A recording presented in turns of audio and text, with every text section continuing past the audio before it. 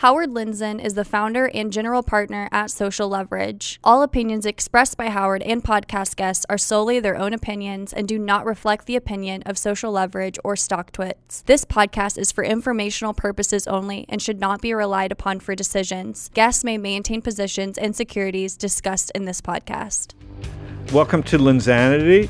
Today we're talking with Noah. I'm not going to butcher his name, as I said before, founder of RobinHeathcare, and the mission is happier doctors, healthier patients, and we're going to get right into it.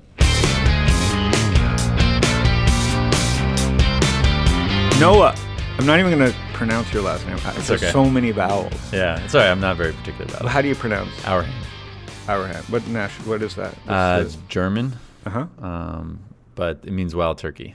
Means wild turkey? Yeah, it's a type of wild turkey in German. It's a cool name. Yeah, it's fun. So, welcome to Linzanity. Yeah. It says presented by StockTwits, but don't tell anybody. Okay. They haven't agreed to this. And it really should be Social Leverage, because you are a Social Leverage we'll paste it funded company. And my partner Gary is actually here. Gary, clap. Okay, with enthusiasm. So we have a live audience. So this is really He's Gary's live. company. This is you and Gary joint, but you are a Social Leverage company. We're here it's April. You support me too? We support you too. We don't support the idea of you living in San Francisco. Yeah. I don't know who crazy people, but you kind of reverse commute to Berkeley. Yes. So RobinHeathcare, Yes. that's your company. We are proud seed investors. Mm-hmm. But more importantly, what's so interesting is Social Leverage never thought we'd invest in. Well, I definitely won't in healthcare. Mm-hmm. I don't even go to the doctor anymore. But Gary, who does enterprise, you guys knew each other from way back. But tell people about RobinHeathcare, and we'll go into the device. The big mission. Yeah. Well, I'm glad. Healthcare is 18%. Is this listening to me? It's not right now. And if we could plug it in, we could do it. Can I make Bitcoin? Not yet. Because my first guest could make Bitcoin. Well, if you could run it on the OS, we could make it happen. So there's a lot of downtime. So I've already screwed up the podcast. Okay. But that's what a podcast is. Don't worry, it's on. No one expects us to be tight, and we're not editing. So let's walk through the product. Yeah. So basically, Robin is a smart assistant device that sits in the exam room with doctors and patients. And then through the natural dialogue between the doctor and patient, we build fully billable clinical notes. And you're starting with what kind of doctors? So we've been starting with orthopedic physicians. Why? So basically, there's 120 subspecialties across medicine. Orthopedic is bones? Orthopedic is hips, bones, ankles, foot, your entire body. Yep. And so basically, there's 6 subspecialties within orthopedics, and we do all of them at this point. So 6 of 120, and then we're expanding into other specialties as well right now. And so from a total addressable market, massive. Yes. Which Social Leverage generally, we try and be a firm that doesn't really care about TAM because it's just a silly word. But the market is massive, which kind of scares us as investors sometimes. We're like, okay, why are we seeing a deal that has a massive market opportunity? So how do you know Gary, and where did that come from? Yeah. So I met Gary when I was probably about... We'll put a picture of him up? Yeah, we should. You should put a picture of me when I met Gary, which I was like 21 years old. Okay. Probably could barely grow facial hair at the time. In San Diego? In San Diego. So I was just starting my first company, and it was in gift payments. It was a company called Extra Bucks, and we were doing cashback coupons, comparison shopping. You've come a long way. Yeah, it was an idea we came up with in the dorms at USC. A little too much free time. Yep. And but managed to raise just enough money to survive. My co-founder was from Encinitas, and so we moved from was he USC. A surfer? He wasn't a surfer, but he's. I know him, but the life is good down there, and so we moved down to SD in 2009, and around that, a little bit after that, got invited to this event in San Diego that I had no business being at, and Gary and Alex were just there writing checks. They weren't writing Alex checks. They didn't invest, but they were really just really supportive and really way too nice to me. For somebody who had no idea what he was doing at the time. And would answer my calls and would give me advice when I needed it, which was a lot at the at the time. But they weren't investors. They were small or advisors. Advisors, yeah. Yeah. At the time, we basically stopped. At that point, we stopped raising money. We hit cash flow positive. Yep. And so then it was, we looked at raising venture, but we realized that, really I didn't want to be in e-commerce the rest of my life. Yep. And so I saw an opportunity to sell it, and that's what we did. And it was a good exit. Yep. It was a good exit. Life-changing event for myself and a lot of people on our team. And so the reason, because the idea of the show is it's two things. We talk about investing in money and millennials and blah, blah, blah. And then half of the show we're talking to our founders and founders that we know and talking about life decisions like this. So when we invest in a company, we're not lifestyle investors. So we want people to have big ideas. Not so much about TAM, but about like, dude, we don't want you to flip the company. No. So did you have VCs in that company? No, we didn't. Okay. So we raised just under $1 million. Okay. And so win-win-win. Yeah, exactly. We could. And you just didn't want to be in e-commerce. Yeah, I mean, it was at a point where like company was finally like at a point where it could raise money. It was like, wait, why? What do we want to do with this? Why are we doing this? It's like, and so what we realized was it was not about this company. It was about the next company. Yeah. And so where we could choose what we wanted to work on, because we literally came up with the idea in our dorm rooms in a couple days at USC. Wow. And what were you studying? Business entrepreneurship and engineering. Ended up dropping the engineering and focusing on. Do you have school debt? I had a little bit. It's expensive school. Yeah. But, where were you born? Massachusetts. Okay, so you were I out had of some state. help from my family to pay for a lot of the school, fortunately, and then the rest. Would you pay for yourself to go to that school today? And why didn't your parents write a letter and they didn't pay off anybody? Should we even trust you at this point in time? Isn't anybody that got into USC a walking criminal? I think this is also a podcast. Oh, right. I wasn't supposed to joke around. No, that's fine.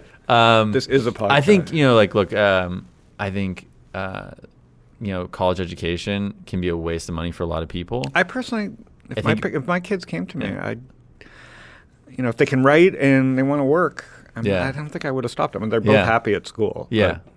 I think it was like, it's what you make of it. And I actually did make something of it. It was like, so I went through, what was the coolest part is I'm going through the entrepreneurship program at USC, and we had this idea for Extra Bucks. Undergraduate. Yeah. And so we would go to class and we'd learn something, and then we'd be like, cool. Like, how do we apply that to our business? This is 08, 09. Okay. And you were, so how old are you? I was 21. How old are you now? I am 32. I can't do the math right. I'm 32. Like third interview. Yeah. 32 only? Yeah. You're a baby. Yeah, grown up. Okay, so you're in USC's got the entrepreneurship class. So that was good like school. So that part was cool. So like I think if you're just learning about entrepreneurship theoretically, it's what is entrepreneurship, right? And so but being able to take it and apply it. Yeah. And then we went through the USC business plan competition. We won that competition. We won $25K from the university, which and was enough for us to raise some money in 08, 09, which was like if you don't put that hard. $25K in Lehman. Yeah. Well, we blew the money for sure. I mean, on like terrible decisions, but enough credibility that some people gave us money and we were able to raise just enough. Yeah. And so that was good from that standpoint. And I think the other part was USC was very Asia focused. And so my freshman year of school, we went out to meaning the big Asian student population. That too, but they also like I'm a white Jewish boy from Massachusetts. I had never thought about China, and then I ended up building a company in China. And would I have done that all without USC? Maybe, but my freshman year of college, I went to Shanghai and got to have that experience through like a honors program, and then basically it's where you met your wife, I assume. No, domestically, but actually at USC. As well too. At a Chinese restaurant. In the back of class, not paying attention. Yeah. Good for you. See, now I like you. That's literally how I did it. I think the most interesting thing is when I started Wall Strip, kind of my first company. Yeah.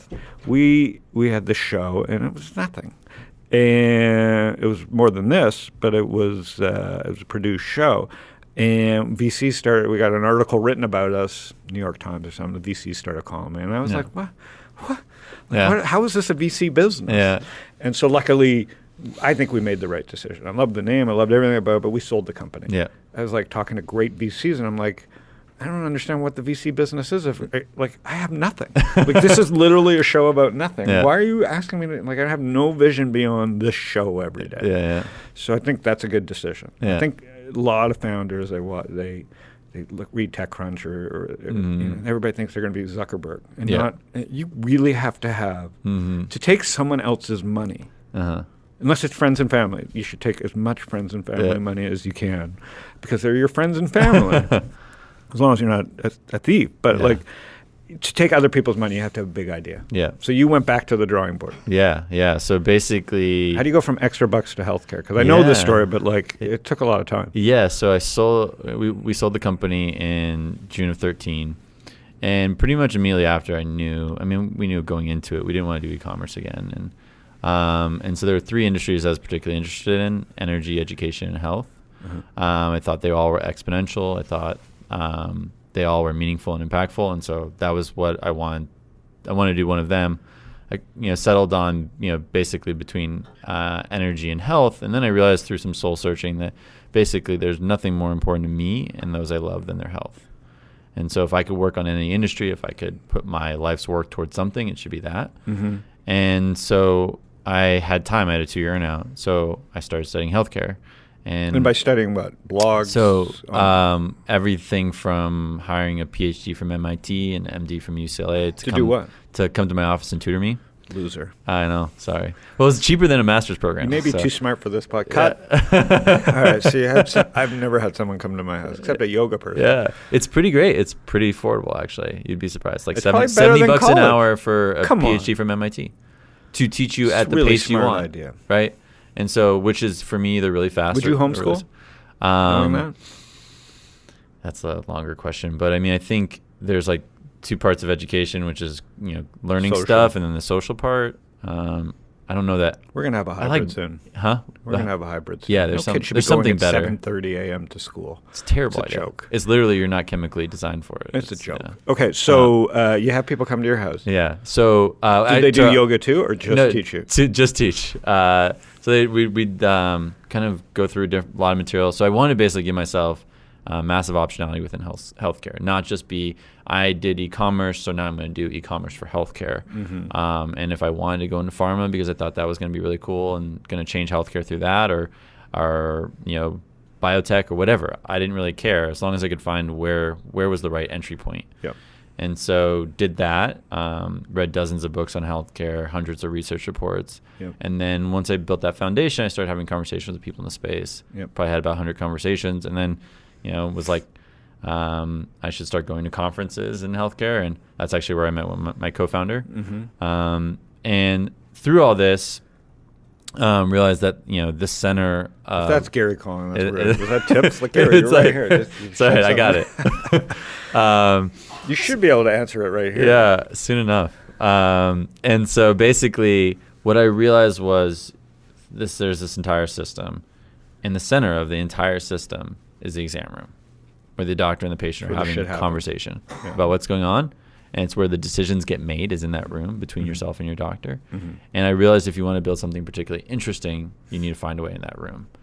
And so I looked at that room and saw typically 3 actors. You have the doctor, the patient, and the EMR. And for the longest time, people have been trying to go in through the EMR, and those guys are not very interested in sharing their data. We've been because they don't have to.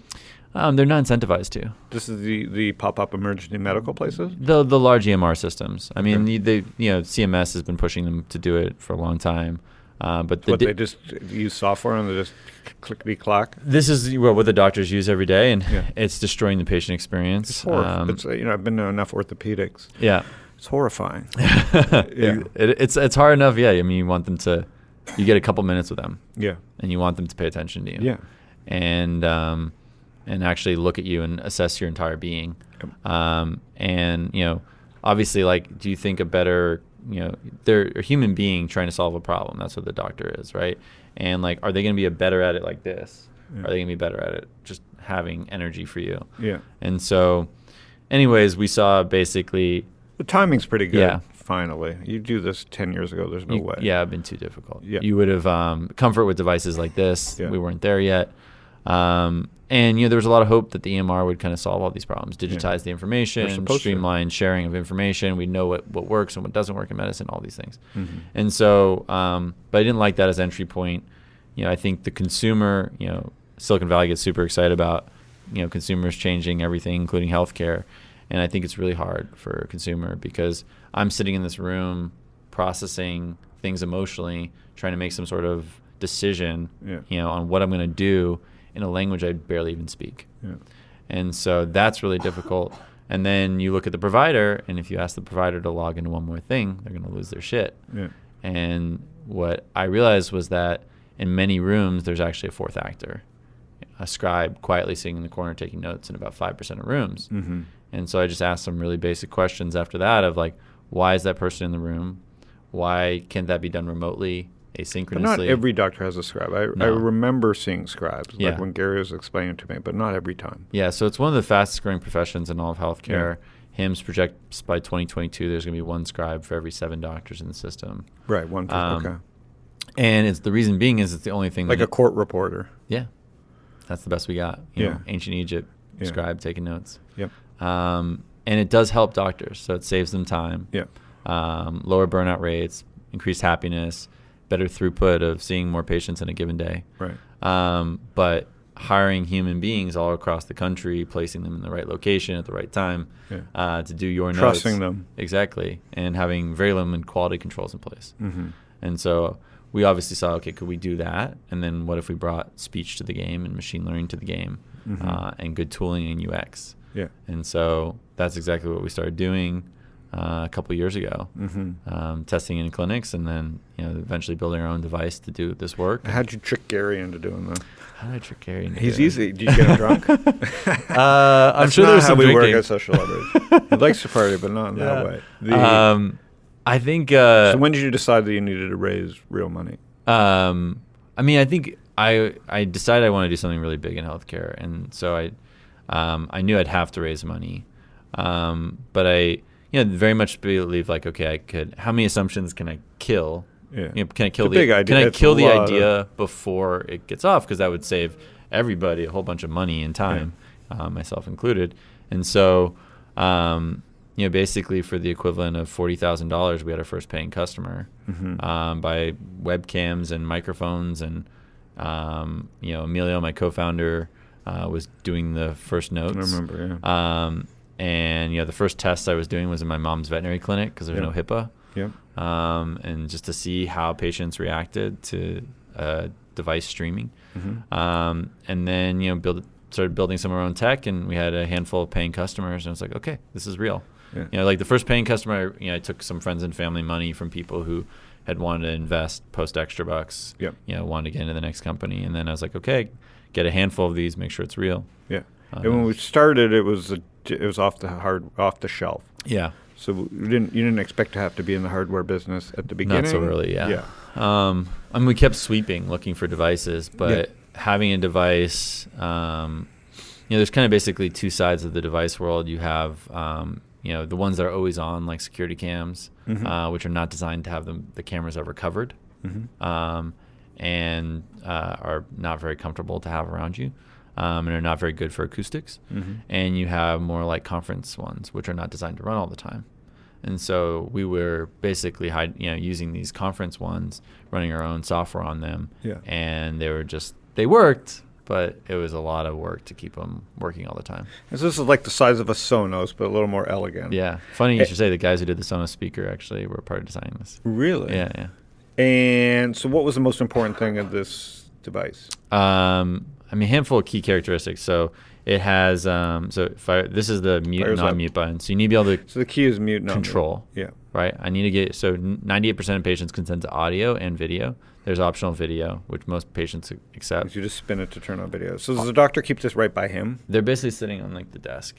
Oh, but he doesn't want to go on and off? No, because most people, you just have a conversation. Does he have to say yes? So the patient consents before they walk into the room. Okay. So they get consented before the room. The device also is not like. And is there a percentage of people that say no? Yeah, a couple people. Okay. Yeah, you're going to have like 2% of people who are going to say this is not for me. That's about the number. But what you see in general is that in most cases the patients are just hanging. They're just like, wow, I walked in that room and the doctor never looked away from me. Yeah. Which is just like unheard of today. Do the doctors? Doctors aren't social creatures, so do they even like this idea of looking the patient in the eye? They do? They do. Yeah, they do. I think, they care. They want to be good at what they do. And this is like, 50% of our doctors are burning out. We're literally killing our doctors. Yeah. And there's you're just so much extra time. For every hour with a patient, you're spending 2 hours on administrative work. Just imagine any conversation you have in the VC world, and then afterwards you have to do double the amount of note taking and administrative work. Like, you're not going to take any would. I don't. Yeah. So it's a really hard way to practice today, and I think the only reason it's lasted this long is doctors are type A personalities who are super achievers and have just tackled everything that's ever been put in front of them. And it's like, all right, now I got to do notes. I guess I'm just going to keep grinding. What's the selling process like? So the service is $150 a day. You get the devices right now for free. They're included in the service. And yeah, I mean, what's cool is you can have anything as small as like a small group of doctors. A single doctor can raise their hand and say, I hate my notes. I'm willing to pay for the service, and we'll start doing your notes. And we'll be posting your notes directly into your own EMR. Or it can be a giant health institution like the ones that we're talking with and going to go live with soon. And so, what's the smartest way that you've figured out to attack the industry? Now that you've done it for a couple of years, who is the decision maker? It depends on the org. So, but I'm saying, so which have you decided is easier to go after? So, I mean, we particularly like the medium-sized groups. Okay. And what does that mean? 50 doctors? 15 to 80. Right. Make quick decisions. Run themselves like a business. Adopt technology quickly. But the doctors make the decision. It's a blend, and so it's basically you have this kind of shared decision making that occurs, where like these giant institutions, they run like a very standard top-down org, and so you can move things pretty quickly if you get the right champion within these medium-sized groups. There's no difference. You are a Scribe company. Yes, with that's technology. part of what we do. Yeah. So on the back end, they understand like nothing changes except the machine. Yeah. Machine's how much work? And any amount of work. Obviously. How much work can you delegate to the machine? Yeah, is the key. And what's the feedback? I know you're growing really fast, but what's like the verbal feedback? I mean, the verbal feedback is fun stuff like from a doctor. I don't want to kill myself. No, like I swam in my pool for the first time in the middle of the week. I've never done that. Or I put my son to bed for the first time. He's 8 months old. Yeah. Or I'm seeing 10 more patients a day. Or I'm finding that my care is 15% better because rather than listening to you and thinking about how I'm going to document what you're saying, I'm simply listening. And you're documenting in the background. So the key is the trust at some level of how to describe this on the back end. Yeah. Right? Because they still got a proof that everything happened. Yeah. Oh, of course. And I mean, I think the thing is we have the systems, we're getting the speech rec. This is the hard part now that you're dealing with systems. Yeah. So we're taking the speech recommendations, what we know about the patient, what we know about the doctor, and using that to predict the note. Then you have humans doing the cleanup work to get into its final state, which is a fully billable clinical note. Yeah. And so... so you're tagging it and doing these... Exactly. And what I can say, anecdotally is we actually, I feel like, catch far more errors than we ever make. Where people are, doctors, imagine the standard scenario where doctor sees 30, 40 patients in a day and running through them, maybe gets to do a few of those notes that day. Otherwise, a day later when they have some time, are trying to recall everything that they did and then rapidly dictate that into a dictaphone or type it out as fast as they can. We have an unfair advantage. We have the audio and video from the room. And so where does it price out in comparison to a Scribe? Marginally more affordable than Scribes in certain markets, similar to Scribes in other markets. So it's really the key decision is just peace. I think the challenge. Scribes are great if you have a good one. Yeah. The problem is they turn over every 9 to 12 months, so you're constantly training and retraining them. You never have to train Robin. Additionally, you're looking at just like another human being in your space, and exam rooms aren't that big. And so you've raised an A round, and where do you go next? Or is it just unlimited growth and just orthopedics? Oops, sorry. It's okay.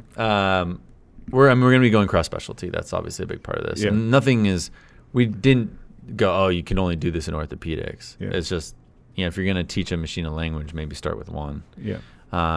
And so we'll be going to other specialties as well. We just have to build out the ontology, which is like our vocabulary that we use within each clinical note. So you have to kind of seed it with a bunch of stuff.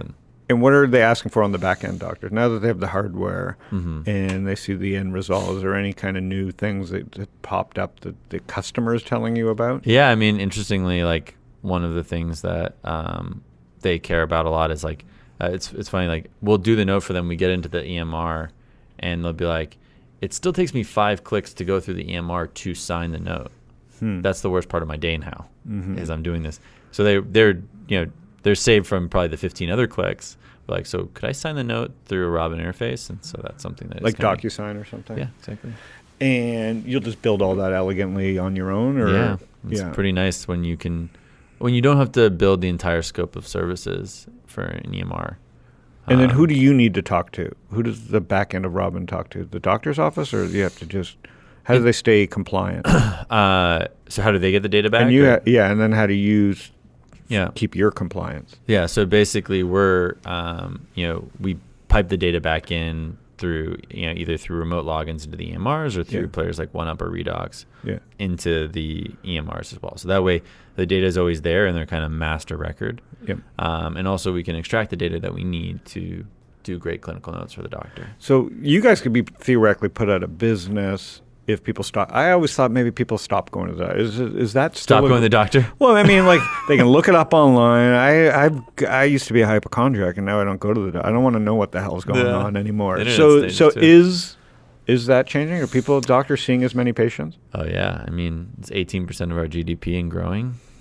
It's 3.7 trillion now. Wow, from 3.4 last year. I mean, people just like to see their doctor. It's healthcare is a nasty beast. Yeah. I mean, 18% of GDP. That's second? Why you need to be investing in it. What's second? I don't even know, but 18% is scary. Well, maybe energy is second. Let's see. What would and college, second? Like the whole education scam. Well, we have $1 trillion of student debt. Yeah. So 18% of GDP. So where are the other innovations that you're seeing? Just not your company, but like what else is exciting? What else in is healthcare? Exciting in healthcare that I'm excited about? Like, do you invest in? I don't know. All I think about is Robin all day. All you think? That's a good answer. So, how many people are you now? How many people are you now? So kind of 25 on the engineering, ops, biz dev, all that, and then a whole bunch of scribes. And so the scribes are where? I've seen them in Austin. Mostly in Austin, Texas. And so what? How do you qualify to be a scribe? So basically, we look for primarily pre-medical students right now, just exclusively in Austin. That won't be the case forever. And we look for, basically through that you do a lot of testing with us. So we take you through 40 hours of e-learning, where you're constantly being tested throughout the process, and we're just measuring your performance. And so we're doing things that, it's taken, I think we can basically take you through the whole process in about 7 days. It's pretty exciting. A scribe, like someone in medical school can learn a lot faster if they're a scribe. Yeah. I mean, it's awesome. You pick up all this vocabulary. Yeah, you're learning the language. You get to see how people really practice medicine. And then the cool part with Robin is you're not just seeing one provider. Yeah. You're seeing, you'll see maybe a dozen providers in your time at Robin. Wow. And so you're getting a really broad lens of how people provide care, and you're going to get to see multiple specialties. And so it's a neat experience. And then for us, what's really cool is we get these like amazing smart people who come to work at our company, and then we bring the very best into the company, because like we have many of them who keep deferring med school to come into the ranks of the company. Is that good or bad? I think it's awesome. That they're not going to be doctors. That they're not going to be doctors. Scribes? They're not going to be scribes, so they come up to be like other things. But they like it's this. These are the smartest students at UT Austin, which is like one of the best schools in the country. Well, they're learning more probably doing what you're doing, because they're seeing the patients. Something like exactly. And then so something like 30% of the Stanford graduating class from medical school didn't go on to practice medicine. Wow. So it's what do they generally do? They go into tech at this point. Oh. Yeah. Okay, so that's a good thing. Yeah. Well, it's a good thing. It's also a sad Machines thing. are going to kill the doctors anyways. I mean, I don't know. We got a long way to go. We're complicated. Yeah. Right? But I think if we can, the bigger thing for Robin is to just can we be assistive without being interruptive? Okay. And so far, tech hasn't really managed to do that. Right. And doctors are geeks, so they're willing to try stuff, aren't they? Yeah, I think many of them are actually. I mean, we have everything from the young doc who just started to the guys the young doc's growing up with this stuff around them. Yeah. And Apple Watch. Anything tied to the Apple Watch? Why, do you like your Apple Watch? Or? I do like my Apple Watch. But nothing to do with Robin. No, I mean, I think it's an interesting form factor to think about. I think in the end, you want to have context. Yeah. The way we talk to each other. If I was trying to assess this, and one is, you don't always have just two people in a room. Yeah. I could have your caretaker, your significant other, other family members, the nurse, the doc in the room. Yeah. And so not having visual context is quite difficult. And we refer to things like it hurts here, it hurts when I do this. Yeah. And so it is an important component. And so for my listeners, if people want to help RobinHeathcare, who do you want to be introduced to? 15 to 80 person practices, but who? Probably. Doctors? Like they have a friend who's an orthopedic? Yeah, I mean right now definitely orthopedics, but also ENT.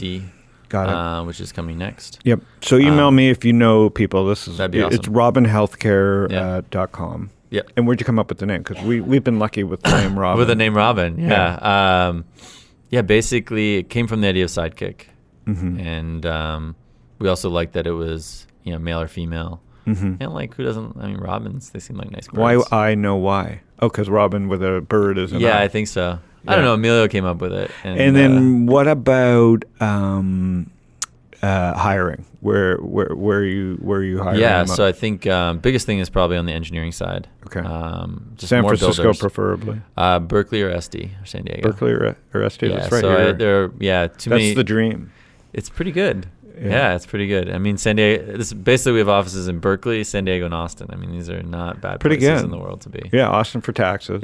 Yeah, San Diego for lifestyle. Yeah. Isn't this Berkeley part of for what? What's Berkeley? for Berkeley? Burning books.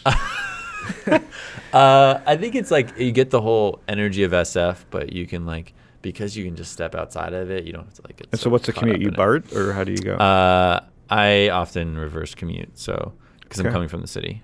Okay, well, RobinHeathcare. Yes. Congratulations. Thank you very much. A really hard problem and a big idea. So, congratulations. Thank you.